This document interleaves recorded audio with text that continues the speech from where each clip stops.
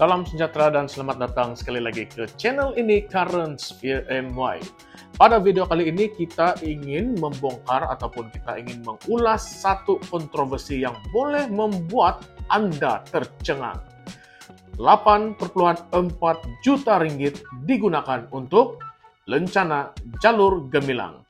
Ya, lencana, bukan laptop, bukan TV interaktif, tetapi lencana kecil yang digantung dekat dada pelajar. Tetapi kenapa suara PKR cabang Pasir Gudang kata, Panji itu oke lah, tapi sekolah bocor dan tandas rosak lagi penting? Mari kita kupas sampai habis di video kali ini. Baiklah sahabat-sahabat semua, mari kita mula sambil rileks dulu, pasangkan telinga Anda semua. PKR cabang Pasir Gudang dipimpin oleh Murad Jailani membangkitkan satu isu yang memang tidak boleh kita buat senyap. Katanya sekolah-sekolah setiap minggu datang memohon bantuan, TV pintar, papan interaktif, tandas yang perlu diperbaiki, dan bumbung bocor. Tetapi duit digunakan untuk lencana jalur gemilang. Tegas beliau, apa maknanya kita bekal lencana berpuluh juta ringgit nilainya, sedangkan murid bersekolah dalam keadaan yang tidak selesa. Guru pula mengajar dengan kemudahan asas yang sangat terhad. Wow, memang pedas kenyataan beliau. Tetapi sedar atau tidak, itu memang realiti yang berada di banyak sekolah di negara ini. Betul atau tidak? Semangat patriotik memang penting dan tetap penting.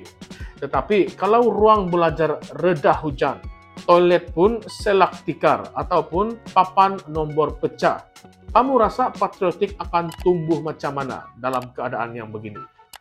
Murad mengingatkan semangat cinta negara lebih ikhlas apabila disemai dalam keadaan sekolah yang selesa, lengkap, dan kondusif untuk belajar. Kalau duit pendidikan digunakan untuk naik taraf kemudahan asas, murid semangat, guru pun semangat, semangat cinta negara itu akan tumbuh secara semula jadi. Tiba giliran Kementerian Pendidikan menjawab pula. Dari laporan bernama Astro Awani, Malaysia kini, semua setuju. Kerajaan sudah memperuntukkan 8,4 juta ringgit untuk lencana jalur gemilang yang dibekalkan kepada 5,14 juta pelajar dalam negara ini. Dalam bentuk 2 lencana percuma setiap orang, dan peruntukan sudah diagihkan Februari 2025 melalui perolehan tender ataupun sebut harga. Perolehan mengikut zon dengan 91 pembekal terlibat. Dalam maklum balas, mereka kata lencana diperbuat daripada ABS plastik, plat keluli dengan epoksi atas yang timbul. Itu adalah standard minimum, ada garis panduan pemakaian. Dan ibu bapa juga boleh menyediakan lencana tambahan sama saiz dan menggunakan bahan yang mereka rasa sesuai. Dan ramai yang marah, termasuklah netizen negara.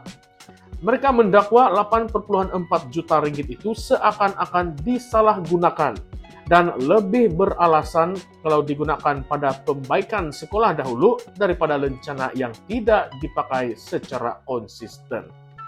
Satu lagi sudut, sejak 21 April 2025, semua pelajar sekolah kerajaan diwajibkan memakai lencana jalur gemilang seharian. Tetapi Murad berkata, sepatutnya budget itu membantu murid dan guru dulu. Semangat patriotik boleh tumbuh bila mereka selesa belajar. Kalau lencana pun sudah menjadi isu utama, apalagi masalah yang kita tengok di bawah. Kenapa kerajaan pilih lencana patriotik atas kemudahan pendidikan? Adakah ada penglibatan politik dalam keputusan ini? Sebab kalau sekolah banyak memohon barang yang penting tetapi duit pergi lencana, apakah motifnya? Adakah ini strategi branding generasi madani?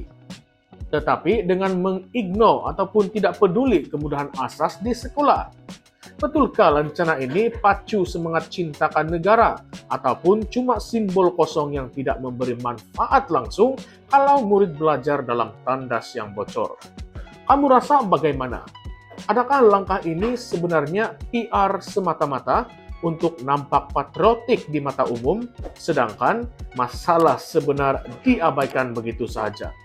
Coba share, kalau kamu jadi pelajar sekarang, mana kamu lebih pilih ataupun mana kamu rasa yang lebih penting?